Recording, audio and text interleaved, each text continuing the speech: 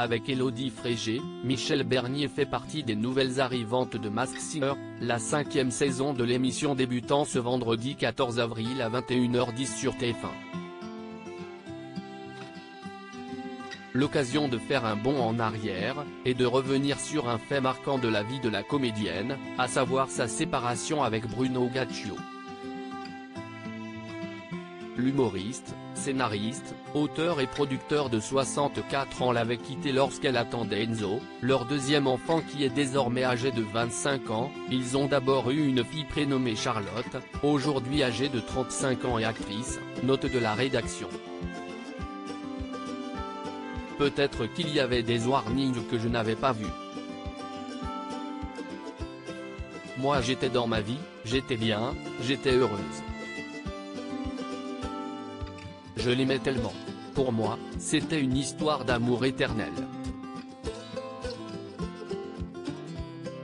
Dans une séparation, tout le monde y laisse des plumes, confiait Michel Bernier à Karine Le Marchand en 2018, lors de son passage dans Une ambition intime.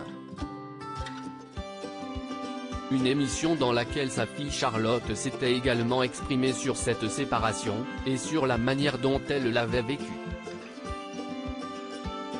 Un papa super, je n'ai pas de souvenir hyper précis comme celui du jour où mon père est parti. Cette période est assez floue. J'avais 8 ans et demi et si est avec le recul que je me dis qu'elle devait ne pas être bien. Mais je ne me rendais pas compte à quel point cela devait être difficile de se faire larguer enceinte. C'est en grandissant que j'ai pris conscience d'à quel point c'était une période compliquée pour elle. Elle a tout fait pour qu'on ne voit rien.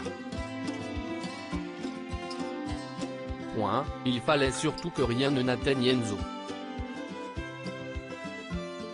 Il ne fallait pas qu'il sache que nous, on n'allait pas bien.